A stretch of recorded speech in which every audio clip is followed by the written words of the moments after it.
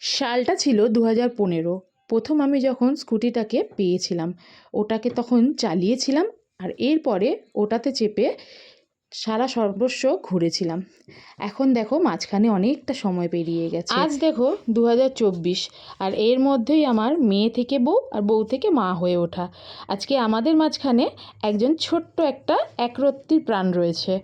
আর একে নিয়ে আমি আজকে নিজের বাড়ি থেকে মায়ের বাড়ি, মায়ের বাড়ি থেকে ওর দিদুন বাড়ি যাচ্ছি।